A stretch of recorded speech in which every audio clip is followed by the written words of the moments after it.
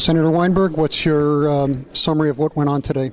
Well, it was a long day. It was a difficult interchange. I think it was certainly difficult for the nominee and for those of us who take our responsibility seriously. But I really believe that there were unanswered questions.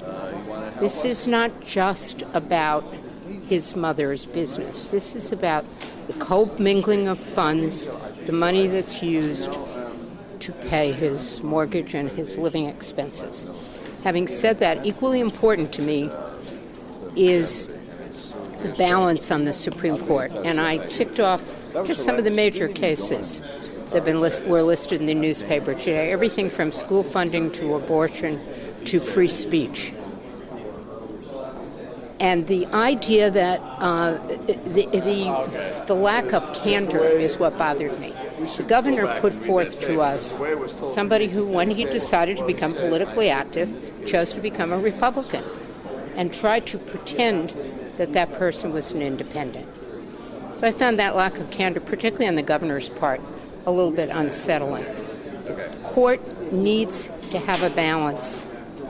And it can't be remade in the governor's image, in my image, in a left-wing fanatic's image, which is the worst thing that Senator Cardinale could think of saying.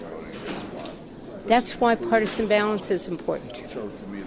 And that was overlooked in this case. Just before the confidential session, there was a mention of a marketing firm that Mr. Kwan said he had no knowledge of. Was that any significance in the deliberations? No, and I did not. There was no answer, nor whatever took place in the confidential session. Unlike my colleagues across the aisle, we are not talking about.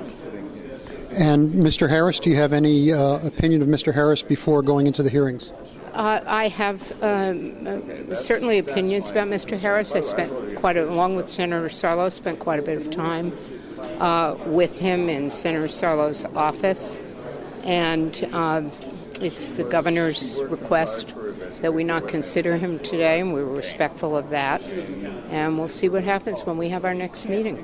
I have questions about his recusal and a variety of other issues.